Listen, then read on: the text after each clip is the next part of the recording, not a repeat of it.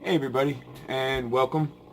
I have a little bit of insomnia today. I worked last night, so I figured why not make a video? Because I want to make a classic shrimp salad recipe. Amazing, amazing protein. Eats well on anything. You can have it on toast. I'm going to be like Bubba Gump right now. I'm listening to things. You can have it on toast. You can have it on a shrimp wrap. You can have it on a tortilla. You can have it on a lettuce wrap. You can eat it on anything. I eat it out of the bowl because it's delicious. I love shellfish. I grew up on the shore. I grew up in Brick, New Jersey, but I always tell people I grew up in Point Pleasant, New Jersey, because that's basically where I spent all my time. Most of my friends went to Point High School, and the coffee house that I actually cooked at. I was a cook for them for about a year, I think, maybe less. Um, and I used to just hang out at that coffee house for hours. It was called After Hours Cafe. I miss it. It was a great place for teens to go to. The owner, Jean, was an amazing woman, and the owners prior to them, Cindy and Don, were amazing people too. But anyway, yeah, I miss that simpler life sometimes. Having a little bit of a down day. I'll go into that later, but let's get into the cooking, okay? Let's do this. So what is I buy bags of frozen shrimp. Never, ever, ever buy cooked frozen shrimp. Why? Because it's fucking gross. Always get raw. I buy the frozen because I can stick it in my freezer, and then I always have shrimp ready when I'm ready to make a recipe. Is it better to buy fresh? Yes. It means you got to cook it within the day that you got it, otherwise it's going to taste like shit. So all these are what they call IQF, or individually quick frozen, which basically is they take the shrimp, they throw it into a blast chiller, and then they freeze them at that point of freshness individually. Not like in a big block of ice or whatever, just individually they're quick frozen. And then you gotta thaw them. So, because they come, the light is kind of fucked up, but they come frozen. Like completely frozen. Tails on, so I'm gonna have to cut those off later. And there's two ways you can thaw them. You can either just thaw them like regular, like leave them out on the counter, or put them in the fridge. Yeah, you shouldn't probably leave them on the counter, but I do that. Or put them in the fridge and let them sit overnight, preferably in like a ice water bath. I don't know about, make sure you cover them because shellfish has a obnoxious ability to absorb any type of odors that are around it. So make sure you cover it real good. Or you can do it the quick way, which is what I do because I'm lazy and I like to do things quickly. So what you do is you take the colander. I measured out, this is about 1.5 pounds of shrimp, so it's going to be about 3 servings. I did about 1/2 pound per serving. My baby belly could probably only eat half of that, but I will measure it as such. And even half of that, 1/4 pound of shrimp, of just shrimp. Everything else doesn't really have any protein, but just the shrimp, 1/4 pound of shrimp has 21 grams of protein, only 2 grams of fat, and no carbs. So let me see if I can do that again. Let's get going. So basically what you're going to do is you're going to take the IQF shrimp, and you're going to put it in your colander, and then you're going to start streaming cold water over this. And the way we're going to prepare the shrimp to cook it is we're going to boil it. Now, I've looked at a couple different recipes. There's a couple that had you bake it. There's a couple that had you do other things to it. I'm going with an old country shrimp boil. And I'm actually going to make a little shrimp boil here myself. You can buy packets in the store. Zatarain's makes one. I'm sure Penzeys actually probably sells one. I haven't looked. Basically all a shrimp boil is, it's a mixture of seasoning and spices that you enjoy that go well with shrimp. And citrus. So I'm going to use lime because that's what I have. You can zest the lime if you want. You don't have to. The zesting, those of you that don't know what zesting is, sometimes I don't know the cooking level of everybody here. And I figure if you're watching shows on YouTube about cooking, you're watching some fat guy or formerly fat guy doing recipes and talking about life you're not doing it just because you like me. Maybe you do. I don't know. But you're trying to learn a little bit about cooking. maybe you know a little bit. Zesting is basically taking off this green part, and a lemon is taking off the yellow part. But you want to make sure you don't get into the white part. The white part is called the pith. The pith is very, very, very, very, very, very bitter. It does not taste good at all. Stay with the green part. What that's going to do is that's going to release a lot of the essential oils in the lime, and it's going to really intensify the flavor of the lime. I don't really have a grater. I mean, I do. I have my trusty old box grater, which you want to use the thinnest of parts. But it's kind of a pain because the zest is kind of gooey's the wrong word, but kind of sticky, and it's going to be a pain to get off of here. So I'm going to try the zest part of this. We'll see if it works. So let's do that first while this shrimp is defrosting a little bit in here. And you want to toss it around so that the water is constantly streaming over different parts of the shrimp. Wow, that's cool. I'm going to amp that up just a little bit. I could probably boil them frozen. I didn't even think about that. I have a pot of water boiling already. Not boiling. I have it set to boil. I'm going to throw it on my hot burner to get it going even better. Now, when we boil them, we're only going to boil them for like 2 to 3 minutes. You never want to overcook shrimp. You never want to overcook anything. If I could eat everything raw, I probably would. Except chicken. Because I don't like sickness.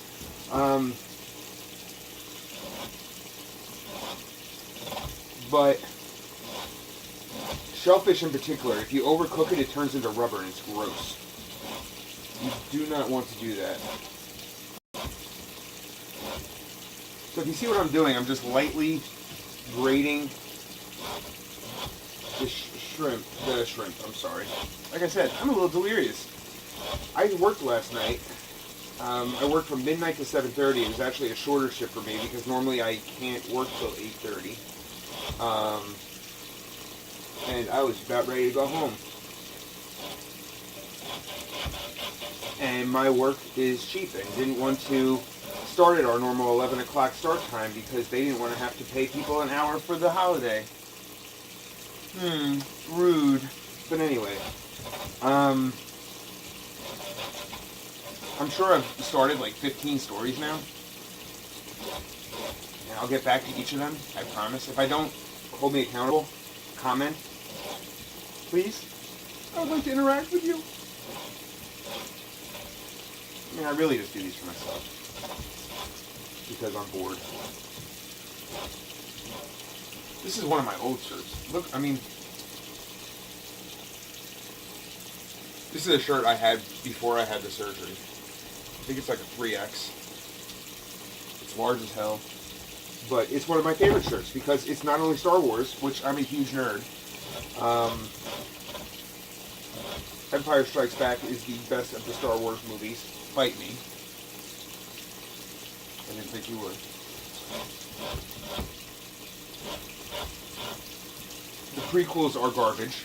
Also fight me. Also didn't think you would. So now we're going to take a knife and we're going to go into our grater. We're going to try to peel down. There we go. Alright, so we got a little bit of the zest going here. We've probably got about, I don't know, about a half a teaspoon of zest. Yeah. No one likes that noise.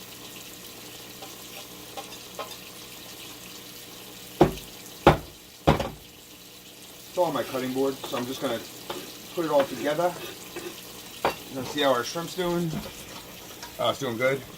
The water got a little bit warm, so we don't want the water to actually cook the shrimp.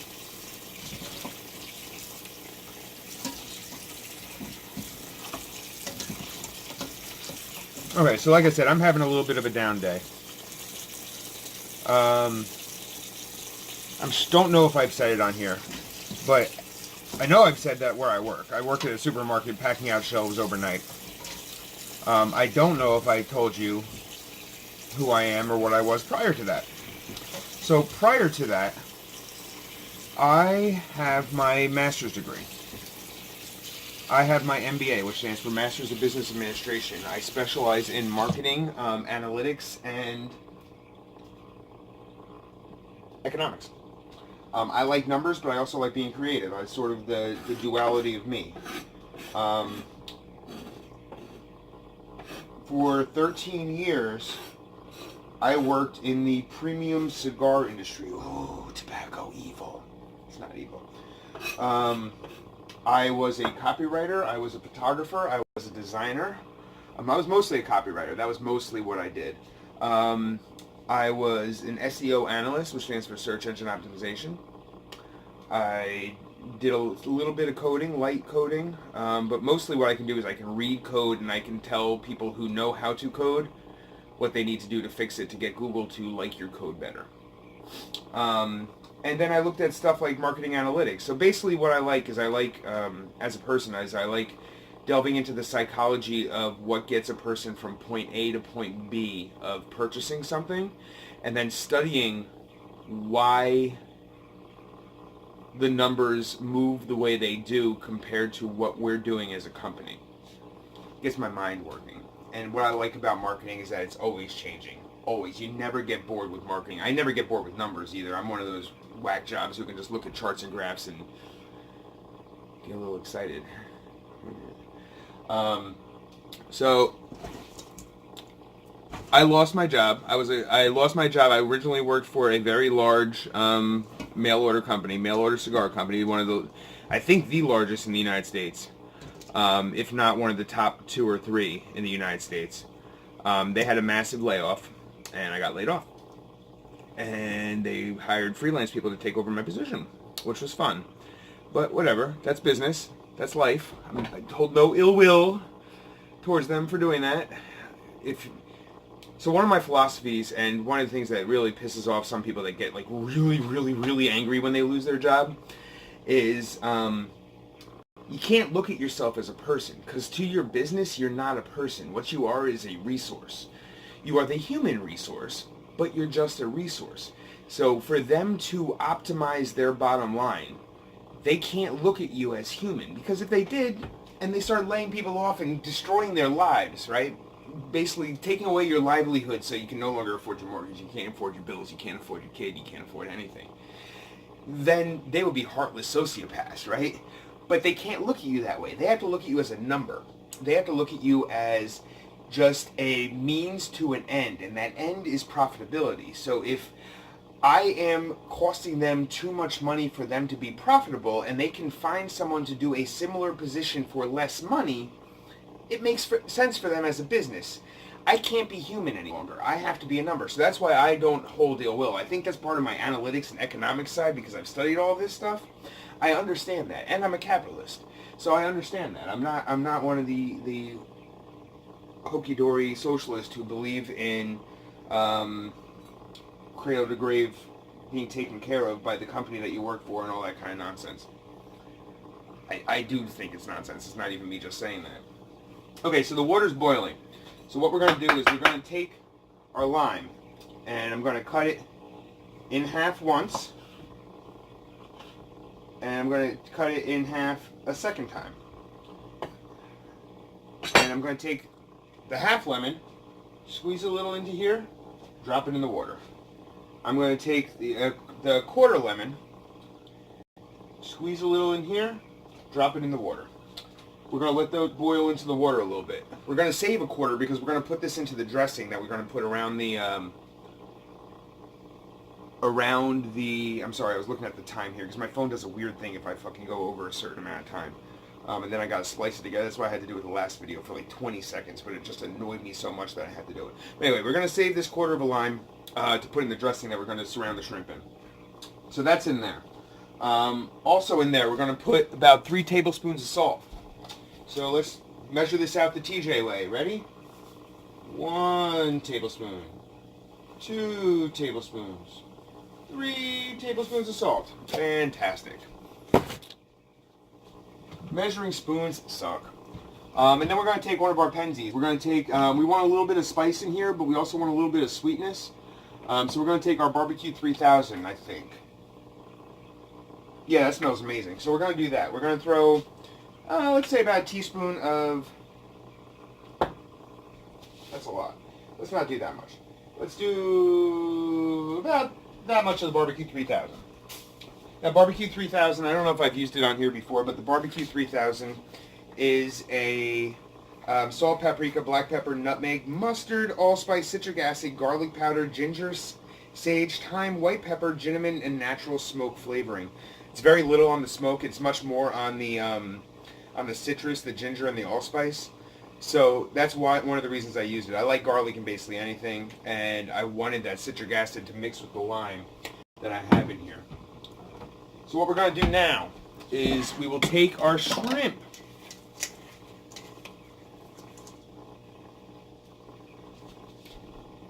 That we semi-defrosted. They're mostly defrosted. And we're going to throw them into this boiling water. And we're going to let them cook in there for about 3 minutes. So my time here is 1:58. So when it says 2:01, I'm going to look at them. And they should be pink and opaque. It's going to come back to a boil soon. While that's working, we are going to make our dressing. So the first step to the dressing is mayonnaise. Oh my god, it's evil, it's fat, it's disgusting. No, it's not, it's delicious. Deal with it. I happen to be using the light mayonnaise right now because I went on a little bit of a fat kick for a little bit. I'll be honest with you, the full fat Hellmann's much better than the light, but it works.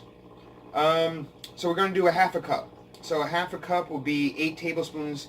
So about 1, 2, 3, that's about a quarter cup, because I'm not doing actual tablespoon measurements. 4, 5, 6. Yeah, that actually looks good. You don't want to do too much. Basically what you want to do is, I'm about to gross you all out and fucking lick a spoon of mayonnaise. But I won't. But I did spill some mayonnaise, so I gotta wipe that up. I slip and fall and die, and then this be a viral video of a fat man cooking shrimp salad and dying.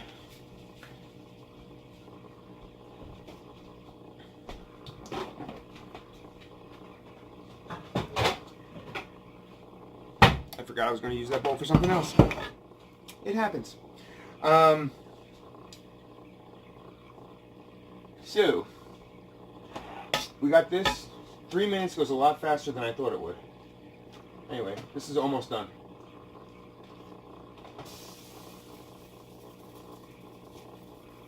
So we're going to give that another, 2 minutes.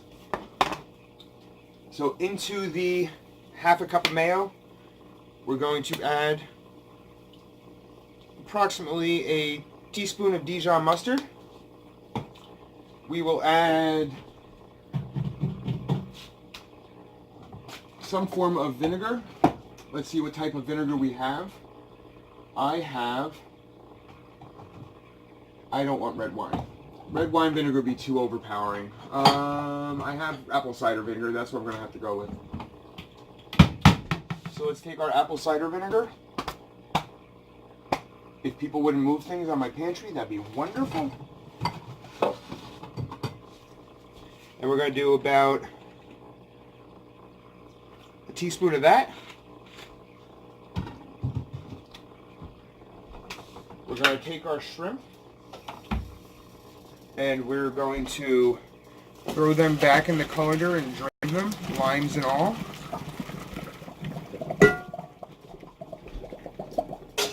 Off we go. And then we're going to put them in an ice bath. And what the ice bath does is going to stop them from cooking, because even though you've taken it off the heat, see all that steam coming up from next to me? That's still cooking the shrimp. And you do not want them overcooked. Like I said, overcooked shellfish is the worst. Some people think you can get sick from undercooked shellfish. I don't know if that's true or not. But overcooked shellfish, I'm willing to risk it. I'm going to take I'm going to take a bowl of cold water, add some ice, throw ice all over my kitchen, because that's what I do. And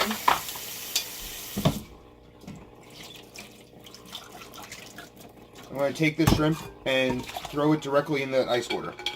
And that's going to stop it from cooking.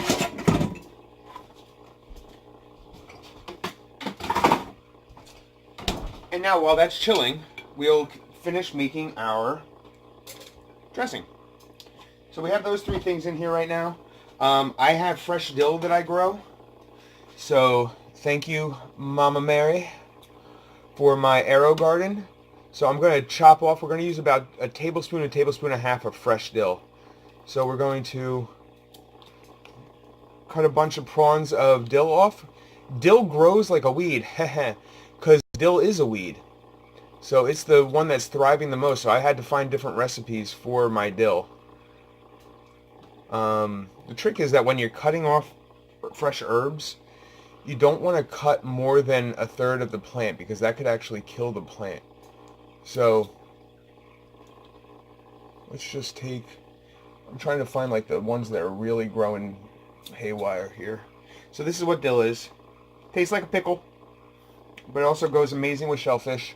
A lot of people use it with salmon. Fun fact about me, I think salmon is gross, so I never eat it. It's really good for you. It's high in those fatty acids that fish are great for, and that's really good for your heart. But I just don't like the taste of it at all. So I'm sorry, all you salmon heads. I'd much rather have a medium rare piece of ahi tuna than that. Okay. That is about a tablespoon and a half of dill I just roughly chopped up. I'm going to rip it up a little bit too. The more you handle your herbs, the more the oils come out. So we're going to put that in there. We're going to take that quarter of lime. We're going to put that in there. That's going to brighten everything up. I'm going to throw a spritz of that barbecue 3000 to try to tie. Ooh, I took the top off. That was almost a disaster. Just a couple little shakes of that. And then also the zest of the lime that I did. Now we're going to take a spoon. We're going to stir it all. Use the mayo spoon.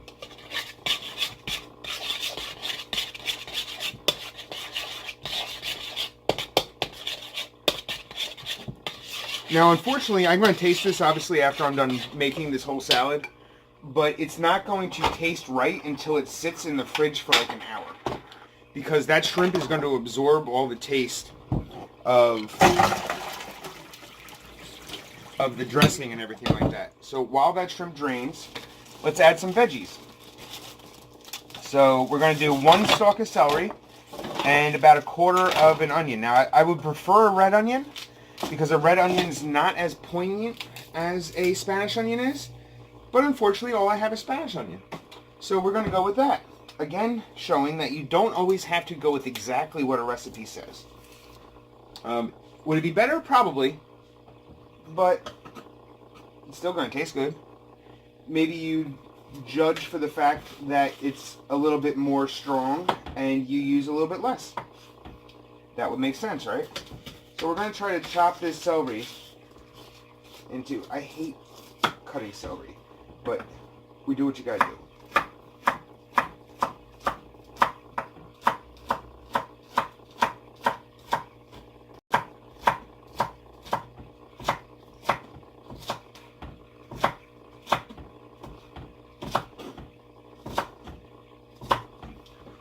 Now, celery is one of those things that you either love or hate. I hate it plain. I'm not one of those people who diets and can eat like celery sticks with peanut butter on it or cream cheese or any of that nonsense. I think that's gross. But it does add a certain flavor to like my shrimp salad or tuna salad or even chicken salad that I do enjoy. So this is a small onion, so I'm definitely going to only use I'm going to use a quarter of it. I would lessen it if it was a larger onion.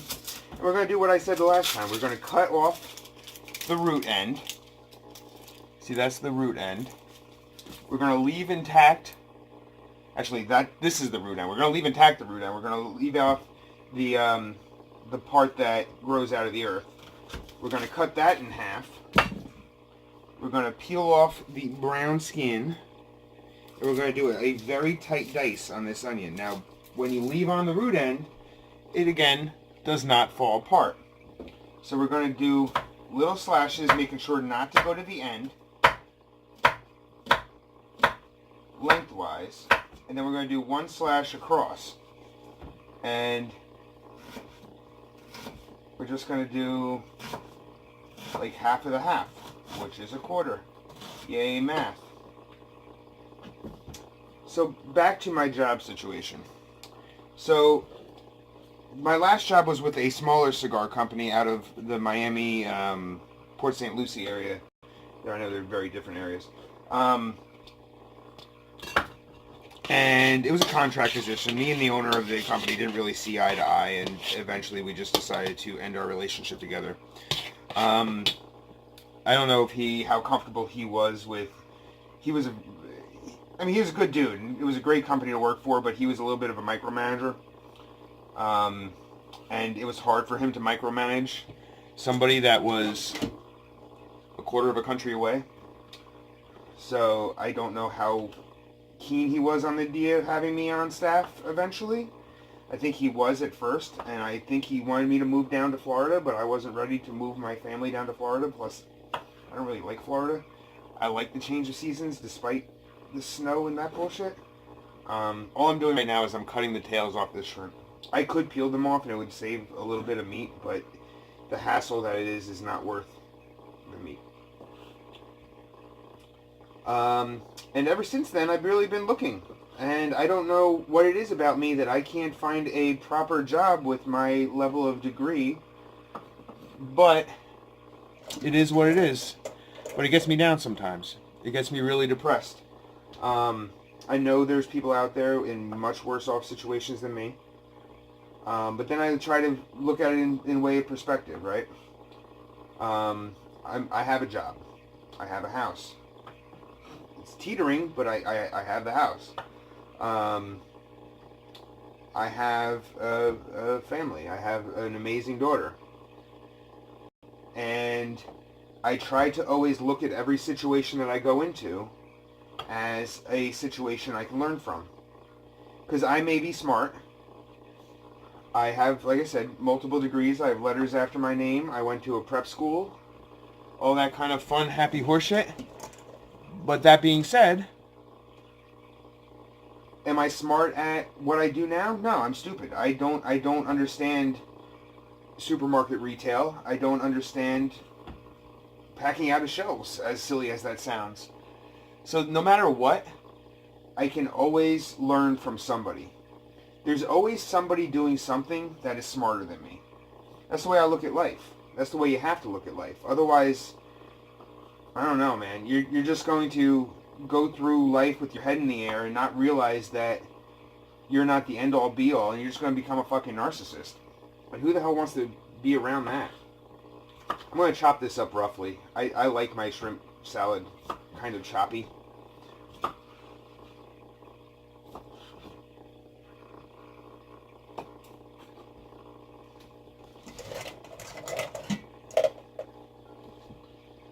So while I'm doing this, I am going to also tell you about...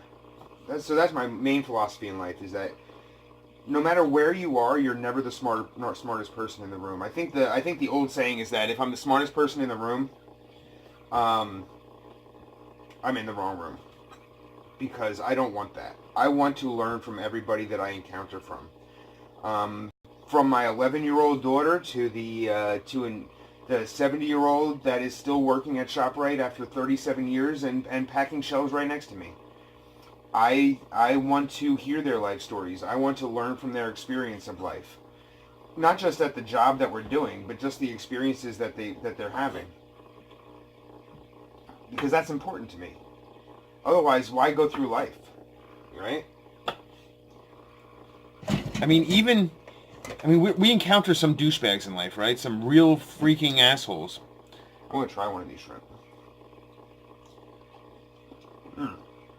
Yeah, perfectly cooked.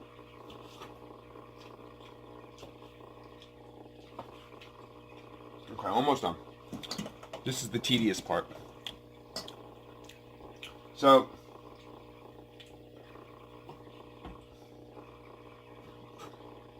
I think it helped me gain perspective on life from the amazing high school that I went to.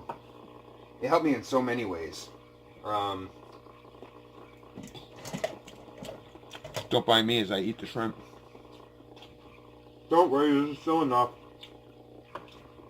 I'm hungry. But my high school, Christian Brothers Academy in Lincroft, New Jersey. Go Colts. Is probably the most important stage of my life. Those 4 years spent at that school helped shape me. The way they taught you, the way I learned to question, like I've never learned to question before. I've learned that it was okay to question. That I didn't have to always do what people said and what people made me want to do. That I could have my own path and I could have my own opinions on things, even if a teacher. One of my favorite teachers was Mr. Noonan. Mr. Noonan was my sophomore English teacher, and we were studying Emily Dickinson. I'm a huge poetry nerd, and Emily Dickinson's one of my favorites. And we were reading I Heard a Fly Buzz When I Died. And I forget what my interpretation was in my 15-year-old mind was. And I forget what his was. But they were very differing. But I still remember the way he looked at me and when I said my opinion to him. And he said to me, he said, "You know, TJ, I could see that and that makes sense. And your opinion is just as valid as mine." And this is a guy who was teaching. He had his, I believe he had his master's. Maybe not, but I believe he had some higher degree in English. He seemed really to be into the poetry, so I would think that he specialized in some degree in that form of poetry. And here he was putting me on his equal. Best teacher I ever had. One of the best. I shouldn't say best because I had many amazing teachers, especially at CBA. I had some crappy ones too. Hi, Miss Tracy. She was my sophomore year theology teacher, and she had a different viewpoint. One time when I was voicing my opinion to her, she just straight up looked at me and said, "No, you're wrong." And that did not fly with me. And as a 15-year-old, I should have, but I didn't. And I kind of fought her about it a little bit, and I didn't do well in that class. But I took the consequences for having my own opinion. So with that, the shrimp salad is done. Just to brighten it up for presentation.